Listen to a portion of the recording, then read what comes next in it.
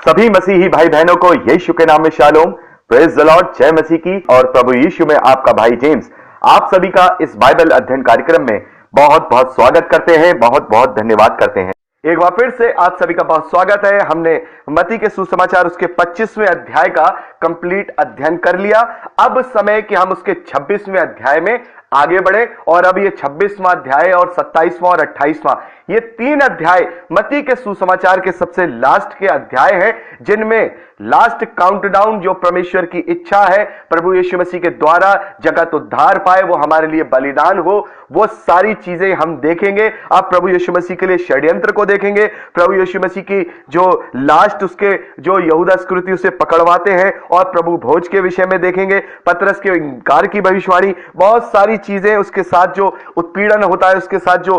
उसकी जो जिल्लत होती है, उसकी जो तकलीफ होती है, उसका जो जी उठना होता है, ये सारे अब इन 3 अध्यायों में हम देखेंगे। तो यहां पहला ही जो 26वें अध्याय का जो पहला ही वचन है, जब उसे हम पढ़ते हैं तो वहां देखते हैं, जब यीशु ये सब बातें कह चुका तो अपने चेलों से कहने लगा, तुम जानते हो कि 2 दिन के बाद फसह का पर्व है और मनुष्य का पुत्र क्रूस पर चढ़ाए जाने के लिए पकड़वाया जाएगा। तो यहां हम देखते हैं कि प्रभु यीशु मसीह ने हमेशा से अपने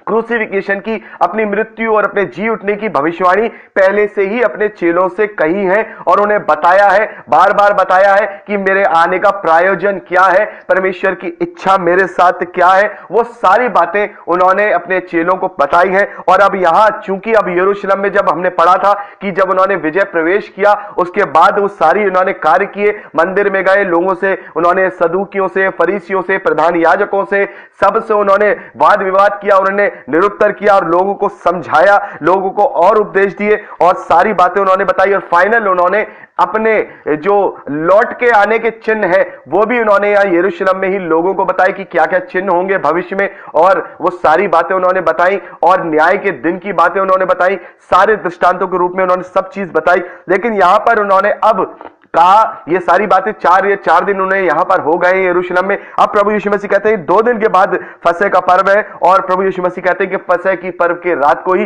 वो पकड़वाए जाएंगे, और इसकी उन्होंने भविष्यवाणी पहले भी की और यहां पर भी कह रहे हैं। और तीसरे वचन में हम देखते हैं, जब तब प्रधान याजक और प्रजा के पुरनिये काइफा नामक जो महायाजक के आंगन में इकट्ठा हुए और आपस में विचार करने लगे कि यीशु को छल से पकड़वाकर मार डालें, परंतु वो कहते थे कि पर्व के समय नहीं, कहीं ऐसा ना हो कि लोगों में बलवा मच जाए। तो वो एक बिल्कुल सही समय का जो है वहां पे प्लानिंग कर रहे हैं सारे जो प्रधान याजक हैं, जो पुरनिये हैं, जिन्हें प्रभु यीशु मसीह ने निरुत्तर कर दिया था, वो सारे के सारे काइफा नामक एक महायाजक के घर में इकट्ठा होते हैं और जाकर के उसके विरोध में जो है सारी जो है षड्यंत्र को रचते हैं कि कैसे उसे पकड़वाएं, कौन से समय उसे पकड़वाएं। वो सारी चीजें हम देखते हैं कि अब ये यहां पर इस 26वें अध्याय से शुरू हो जाती हैं। और जब हम इसके 6ठे वचन से लेकर के आगे 13वें वचन तक पढ़ते हैं तो यहां पर भी हम देखते हैं कि प्रभु यीशु मसीह की जो लास्ट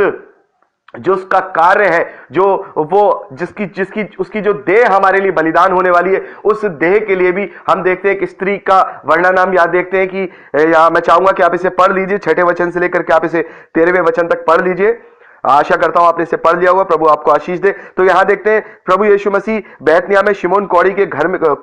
उसके कोढ़ी के घर में था, तो वहां एक स्त्री संगमरमर के एक पात्र में, यानी एक शीशी में एक बहुमूल्य इत्र लेकर के उसके पास आती है, और वह जब भोजन करने बैठता है तो उसके सिर पर वो उंडेल देती है। ये देख करके सारे चेले जो है रिसियाने लगते हैं, कुड़कुड़ाने लगते हैं और कहते हैं कि अरे ये क्या कर डाला इसने, ये तो इतना महंगा इत्र था, ये तो जो है गरीबों में बेचा जा सकता था, इस इत्र को बेचा जा सकता था, गरीबों में काम आ सकता था, लेकिन इसने तो ये पूरा उसके यीशु के सर पे डाल करके बेकार कर दिया। तो यीशु मसीह उससे कहते हैं, भाई इस स्त्री को मत सताओ, इसने तो मेरे साथ भलाई की है, कंगाल तो तुम्हारे साथ सदा रहेंगे, परंतु ये मेरे गाड़े जाने के लिए इसने किया है। यानी कि प्रभु यीशु मसीह ने अपने जीते जी भी, अपने मर जाने के बाद जो उनके शरीर को जो गाड़ा जाएगा उसके विषय में भी वो अपने जीते जी उनको एक तैयारी के रूप में दिखा रहे हैं कि जो इस स्त्री ने किया है, ये तो जो उसने किया है, हाँ ये बहुत महंगा इत्र था, लेकिन ये तो मैं हमेशा तुम्हारे साथ नहीं रहूंगा, और कंगाल और दीन दुखी और सारी चीजें, सारे कर्तव्य तुम्हारे साथ हमेशा बने रहेंगे, और वो तो तुम्हें करते ही रहना है। लेकिन जिस प्रायोजन के लिए मैं आया हूं, जिस बात के लिए मैं आया हूं, जिस इंपॉर्टेंट अखंड वाचा को बांधने तुम्हारे लिए मैं आया हूं, अपने बलिदान के द्वारा, अपने लहू के द्वारा जगत के साथ जो वाचा बांधने आया हूं। अभी वो बहुत इंपॉर्टेंट चीज है। और जो मेरा ये शरीर है, इस देह पे जो ये इत्र उड़ेला गया है, इसका मतलब ये मेरे गाड़े जाने की तैयारी में ऐसा हुआ है और इसको ऐसा ही होने दे। प्रभु यीशु मसीह कहते हैं कि मैं तुमसे सच कहता हूं कि सारे जगत में जहां कहीं ये सुसमाचार प्रचार किया जाएगा, वहां उसके इस काम का वर्णन भी उसमें इसके स्मरण में किया जाएगा। तो यहां पर प्रभु यीशु मसीह कहते हैं कि पूरे जगत में जब मेरे मृत्यु का, मेरे जी उठने का, मेरे गाड़े जाने का, सब तमाम प्रकार का जब प्रचार तुम करोगे और लोग करेंगे, तब इस स्त्री के इस कार्य को भी यहां स्मरण किया जाएगा कि उसने उस देह की तैयारी के लिए उस बेशकीमती इत्र को उसके सर पे उड़ेल दिया। जैसे कि वो जीते जी अपनी मृत्यु, अपने गाड़े जाने, अपने तीसरे दिन जी उठने के विषय में जानता है, वो अपने कार्य को जानता है कि कैसे वो शैतान पे जयवंत होने वाला है, कैसे वो मृत्यु पर जयवंत होने वाला है, कैसे वो हमारे लिए पाप बनने वाला है, कैसे वो निष्कलंक मेमने की तरह हमारे पापों के लिए बलिदान होने वाला है, कैसे वो परमेश्वर की इच्छा को पूरा करने वाला है उस देह के द्वारा। तो उस देह को यहां अभिषेक किया गया उस इत्र के द्वारा, ताकि उस गाड़े जाने की जो बात है, ये बात लोगों को सालों साल तक ये पता चलती रहे। क्योंकि प्रभु यीशु मसीह कहते हैं कि जब कभी भी सुसमाचार फैलाया जाएगा, पूरे जगत में इस सुसमाचार को बताया जाएगा, तब ये भी बात का वर्णन वहां पर लिया जाएगा कि इस स्त्री ने ऐसा किया था कि उसकी देह की जो गाड़े जाने की जो तैयारी थी, उसकी एक रस्म को भी उसने वहां पर पूरा कर दिया। तो यहां पर सारी चीजें हम देख रहे हैं कि स्टेप बाय स्टेप प्रभु यीशु मसीह के साथ घटित हो रही है। कि अभी हमने देखा जो प्रधान पुरनिये हैं, जो प्रधान याजक हैं, वो सारे के सारे प्लानिंग कर रहे हैं, उसको षड्यंत्र कर रहे हैं कि उसको कैसे पकड़वाएं। फसह का पर्व भी है, वो डर भी रहे हैं कि लोगों में कहीं बवाल ना मच जाए, ये सारी चीजें। तो तब हम देखते हैं 14वें वचन में, तब यहूदा इस्करियोती ने, जो 12 चेलों में से एक था, प्रधान याजकों के पास जाकर कहा, यदि मैं उसे तुम्हारे हाथ पकड़वा दूं तो मुझे तुम क्या दोगे? उन्होंने उसे 30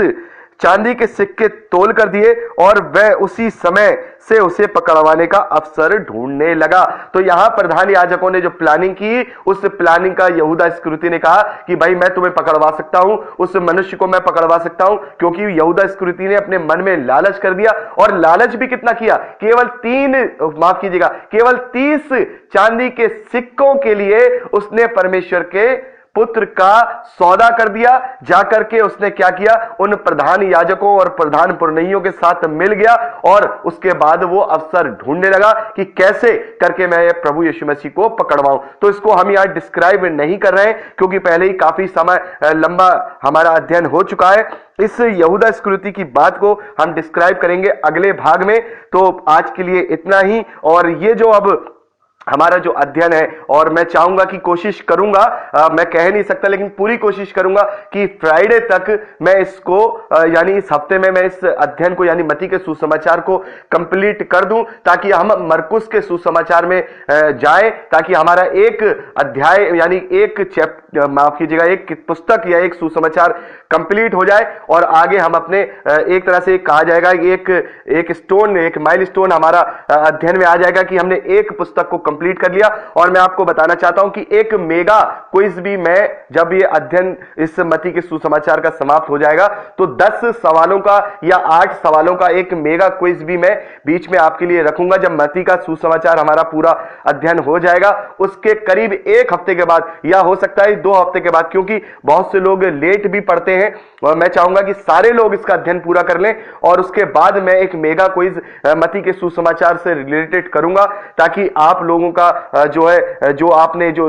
अभी तक अध्ययन किया है, वो बात आपके ऊपर आप उसे जान पाए, समझ पाए, और मैं समझ पाऊं कि हाँ, आप लोगों ने अध्ययन अच्छे से किया है कि नहीं। तो आज के लिए इतना ही। प्रभु आप सबको बहुत आयत की आशीष दे, अपने वचन में बढ़ाता जाए, आनंदित करे, यीशु के नाम में आमीन। Praise the Lord. जय मसीह की। दोस्तों, यदि आपको ये प्रचार पसंद आया है तो प्लीज शेयर जरूर करिए, और अगर आप चाहते हैं कि हमारे और भी वीडियो देखना जो हमने अपलोड किए हैं और जो हम आगे अपलोड करेंगे, तो आप हमारे चैनल को सब्सक्राइब कर लीजिए, और वहां बेल आइकन है, उसे टच करिए, ताकि जब भी हम नया वीडियो डालें वो नोटिफिकेशन आप तक जरूर पहुंचे। तो दोस्तों, आज के लिए इतना ही। परमेश्वर आपको सुरक्षित रखे, आप आनंदित रहें, परमेश्वर में आशीष पाए और बढ़ते जाएं, यीशु के सामर्थी नाम में आमीन। Praise the Lord.